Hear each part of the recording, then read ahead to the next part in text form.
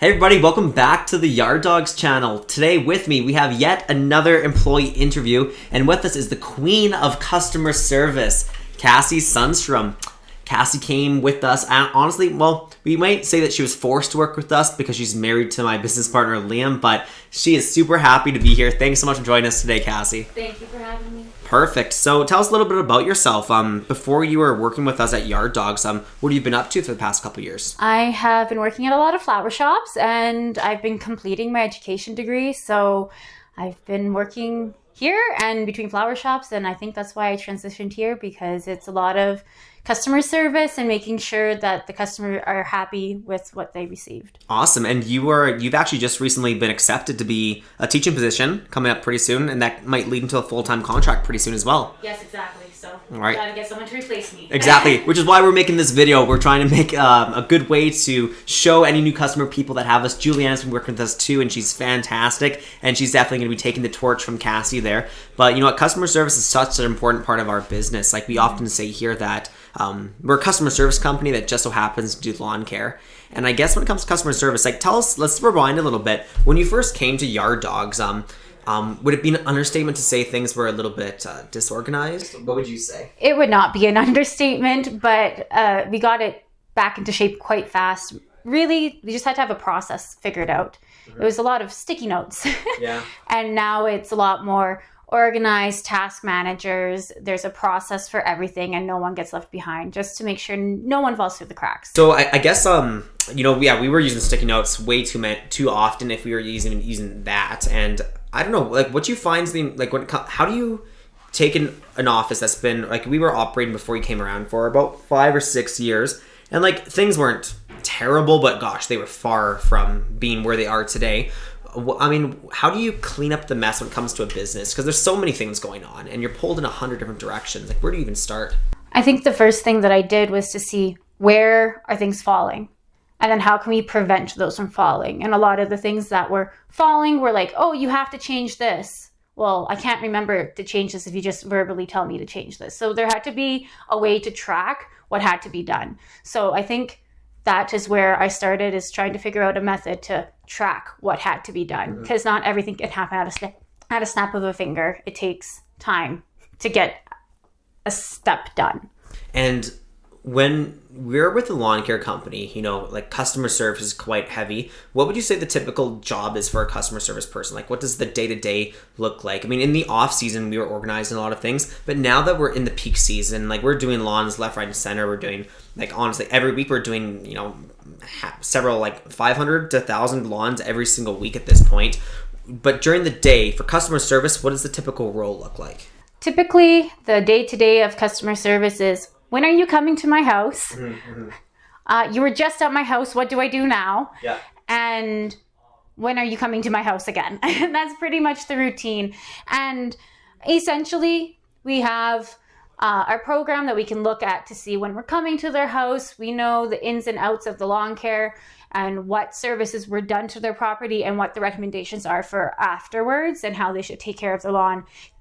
Usually it's listening to the customer and then answering their questions, which are the top two. No, for sure. Before. Yeah, and like we do as many things as we possibly can to help answer their questions before they even need to get on the phone with us. Mm-hmm. Because, but sometimes they just want to talk to the person, and like I'm the same way. Like I don't want to read your FAQ. I just want to talk to somebody for crying out loud. So, yeah.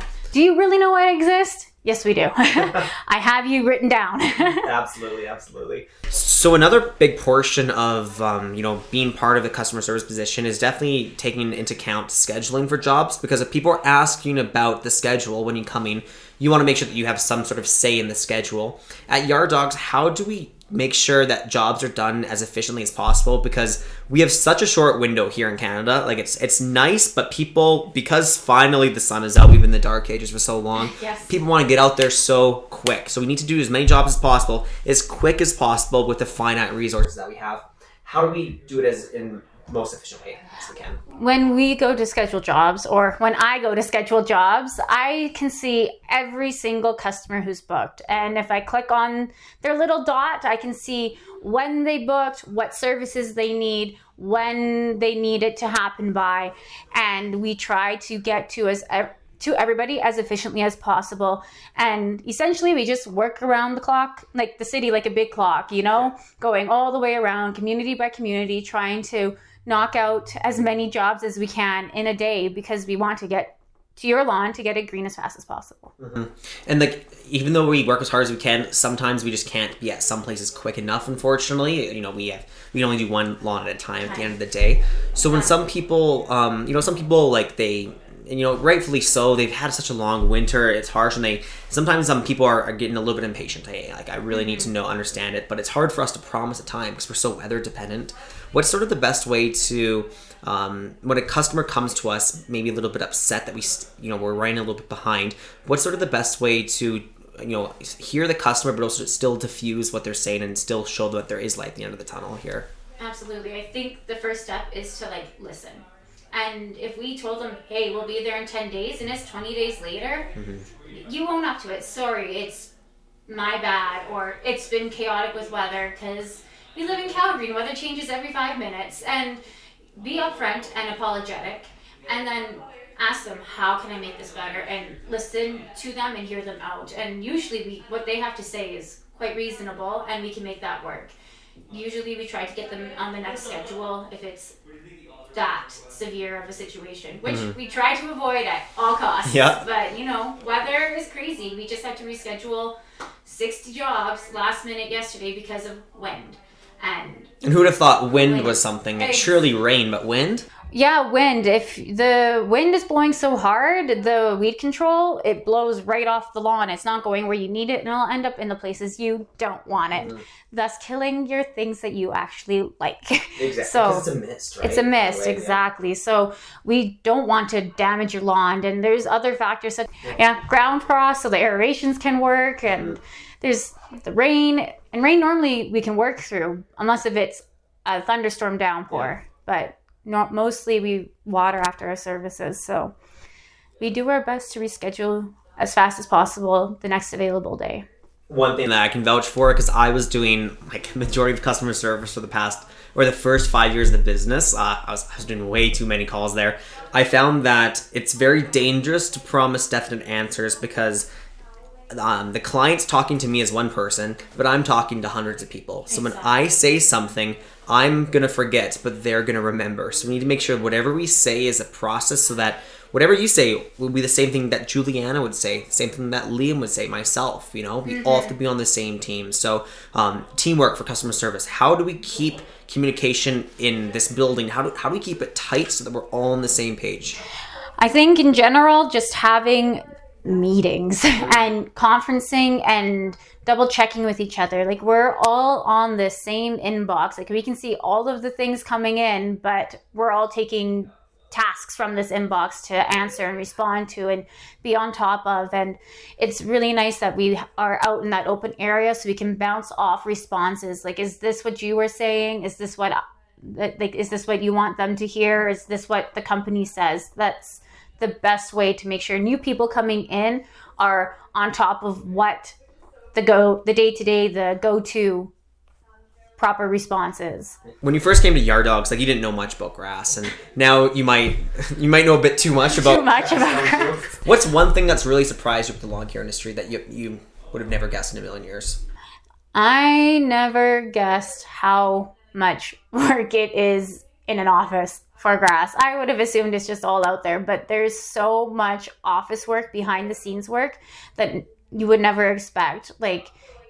You book a lawn care company and you're like, oh, they're going to come out to my house. But meanwhile, they're also going out to a couple thousand other houses in the city, or even million houses in the city. And that's crazy. And I'm processing that because I work on the back end, talking to a million people in the city, making sure that everything is going good. The second you say, oh, I work at a lawn care company, people say, oh, yeah, how many lawns did you mow? Sort of thing. It's actually, I mowed none. What? You're not working at all? No, I'm overworked. I'm overworked. I'm working 8 hours a day on that computer. So when you do go to teaching, I guess we will miss you greatly here, but it's been super helpful for you helping to, get our ducks in a row and sort of help, learn the process. You've seen, I'm sure, big changes in this past couple years being here. But what would you say is your favorite part of the day-to-day? Like, what do you sincerely enjoy about a customer service role at a lawn care company? I just really enjoy the camaraderie and the group of people that we have here. It's like working with a family. Yeah. I mean, I am working with my husband, so working with your family. Yeah, but literally, but honestly, everyone's just happy to be here, and that's the best part. Cool. So I guess, would you say one of the biggest things to do if you're going to build a strong customer service team is make sure it's a team. Make sure it's fun, because there's good days and there's bad days, but if you're all in it together. If you're all in the bad day together and you can laugh about it the next day, you're set to go. Absolutely. Yeah. No, perfect. Well, Kassy, thank you so much for joining us today. Thank you for all the great work you do. Customer service is a hard role because, the sales department, it's easy to celebrate when things are going well. Hey, we just sold another great day, and ring the gong, bang.